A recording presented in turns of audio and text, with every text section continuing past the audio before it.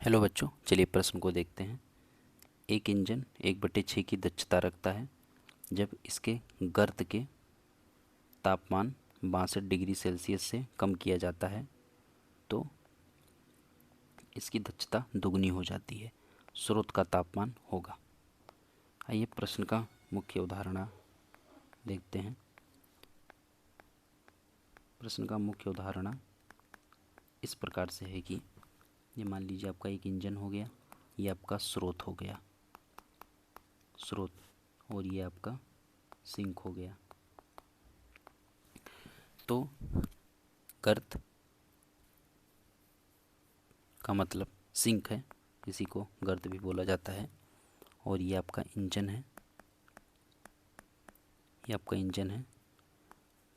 स्रोत का तापमान T1, सिंक का T2, और T1 का मान ज़्यादा होता है, T2 का मान कम होता है, इसलिए उष्मा यहाँ से Q1 उष्मा और इधर Q2 उष्मा ट्रांसफ़र होगी, जैसा कि इंजन द्वारा कृत कार्य W बराबर Q1 माइनस Q2 होता है। अब सूत्र जो यूज होगा, इंजन की दक्षता ईटा बराबर 1 माइनस T2 बटा T1 होता है। ठीक है, इंजन की दक्षता 1/6 रखता है इंजन अपनी दक्षता।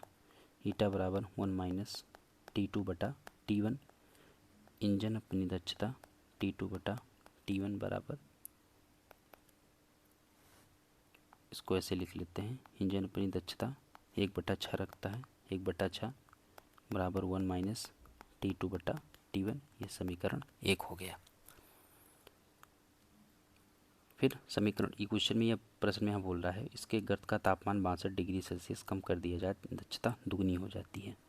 आइए देखते हैं। दक्षता 1/3 में 2 से 1/6 में 2 से गुणा कर लिया जाए, दक्षता 2 गुना करने पर 1 माइनस 2T2 माइनस 62 कम कर लिया जाए, 62 डिग्री सेल्सियस कम हो जाए T1, इस तरह से हो जाएगा। तो आपका 1/3 बराबर 1 माइनस, इसको हम लोग इस तरह से लिख सकते हैं बच्चों, T2 इस तरह plus minus minus plus T2 बटा T1, इस तरह से लिख सकते हैं। ठीक है, अब देखिए समीकरण 1 से इसमें मान हम लोग यहाँ रख देते हैं।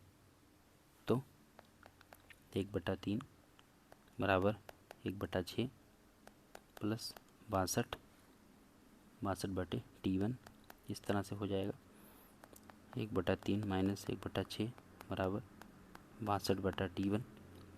यहाँ से T1 का मान आ गया 62 गुणे 6, यानी T1 बराबर 372 केल्विन। यानी इसको डिग्री सेल्सियस में बदलने के लिए 372 माइनस 273 घटा लेंगे, तो यहाँ से आपका आ जाएगा 99 डिग्री सेल्सियस।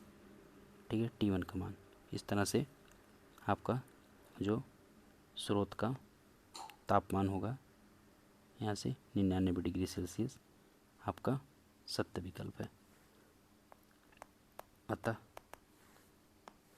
अतः विकल्प डी सत्य है। अतः विकल्प डी सत्य है। आशा करते हैं कि आपको समझ आया होगा। धन्यवाद।